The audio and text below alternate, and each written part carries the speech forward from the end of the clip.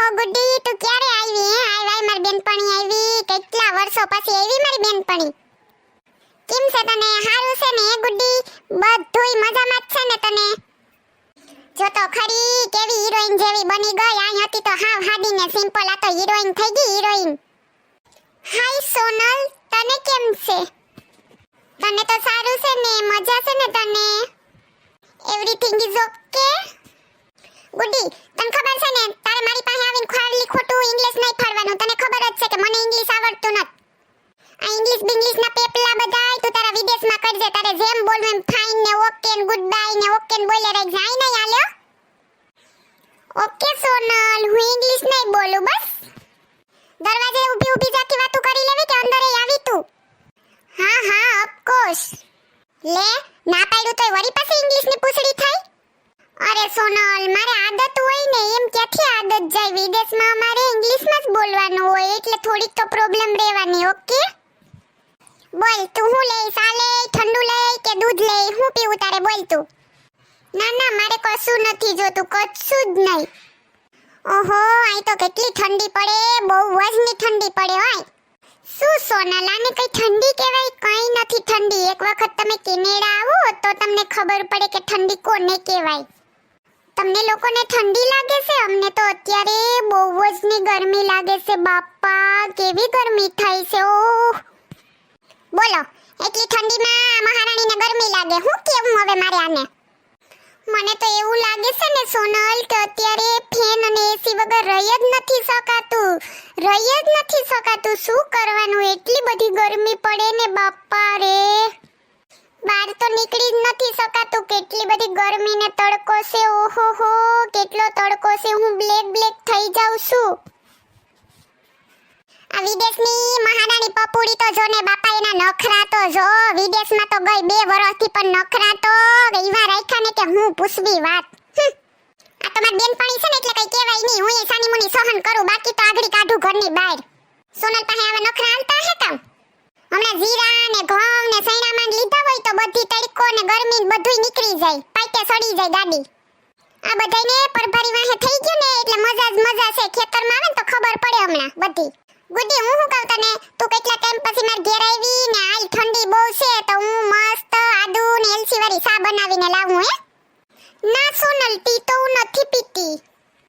આ સાઈકલી 12 મહિના વિદેશમાં રહીને આવીને આની વાયડાઈ તો જો આની જમીન ઉપર તો પગ ન ટકતો.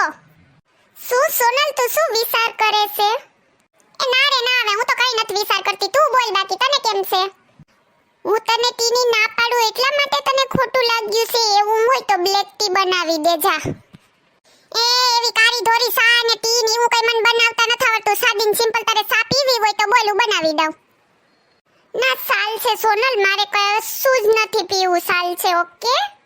હા બોલ, બાકી ગામડામાં રહેતી ને હવે તું વિદેશમાં ગઈ તો ક્યાં તને સૌથી વધુ ભાવે? બોલ તો ગુડ્ડી.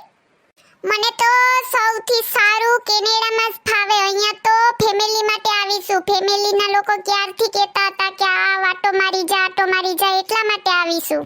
બાકી હવે મને ગામડામાં તો ફાવતું જ નથી એક્ચ્યુઅલીમાં. આ એક્ચ્યુઅલીની પૂછડી તો જો નાનેથી મોટી આઈ થઈ ને હવે મેડમને આઈ ફાવતું નથી. બોલો, વિદેશની બધી મોહ માયા છે પણ આને કોણ સમજાવે? તી ગુડી, હું તને શું કહું, ઓલા અણહોલિયા જીવા ને ઓલા રબડ જીવાન ખાવાના આવે ઈ તમને આવતા હે ને કા? સોનલ, તેને મેગી ને નૂડલ્સ કહેવાય. તને તો કઈ ખબર પડે કે નથી પડતી?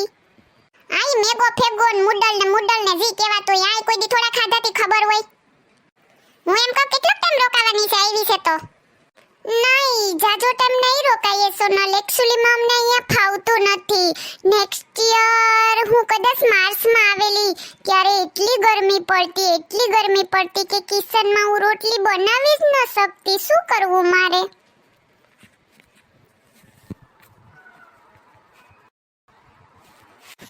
સોનલ, હવે અહીંયા કરતા અમને કેનેડામાં વધુ ફાવે છે. હા, એ તો પછી એમ જ હોય ને, જીવો દેશીવો વે, બીજું હું. આયાથી જિંદગી રોટલા કરીને મરી ગયા ને આનાથી એક મહિનો રોટલી નથી થતી. બોલો લે.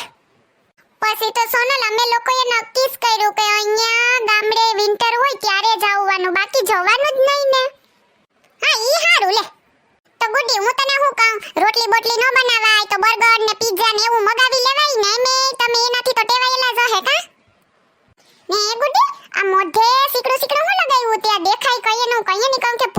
પૂછવું પણ ભૂલી જાઉં પાછી.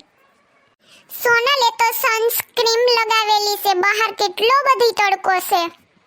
આય રવિવારી ને લાલ દરવાજે રખડતી હતી તો અહીંયા મહારાણી મેડમ ને તડકો નતો લાગતો ને અટાણે તો તડકો ને બધુંય લાગે. અને સોનલ મને તડકાથી એલર્જી છે, મારો ફેસ આખો ખરાબ થઈ જાય છે તડકામાં.